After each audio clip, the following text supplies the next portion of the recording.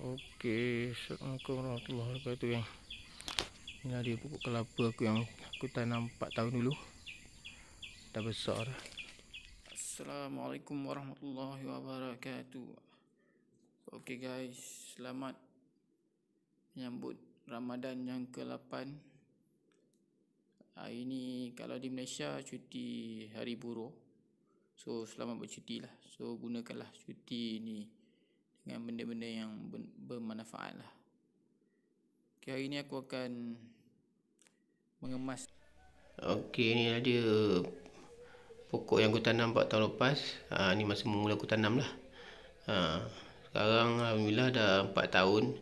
Dah besar dah. Tengok sebelah ni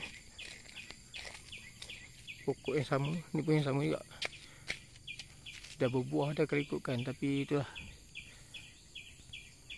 lotong cabut dia punya buah tu, nampak tu. Ke 3 hari lepas aku dah check ada. Ni dia baru cabut buahnya. Sayang tu, baru nak masuk buah. Dah 4 tahun dah. Kalau tidak dah menunggu masa nak besar lah buah tu. Belakang pun ada tangkai, tapi tak ada buah.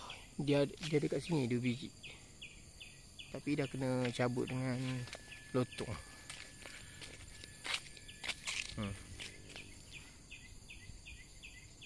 Yang sebelah tu pun pokok yang sama, dah berbuah dah pun, nampak. Nampak tak nampak? Pokok yang sama aku bagi kat dia yang sebelah. Dia punya dah boleh menghasil buah dah. Tapi yang ni nasib tak baik, dia lambat sikit. Itulah, dah ada buah, lepas tu lotong cabut pula. Aduh,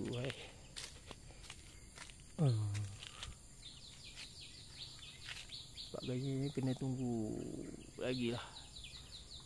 Dia kena tunggu lagi. Belum ada rezeki lagi kan. InsyaAllah beberapa bulan ni kot dia akan keluar buah baru kan. Ni apa, betulan jugalah. Hari ni adalah hari buruh juga, 2025.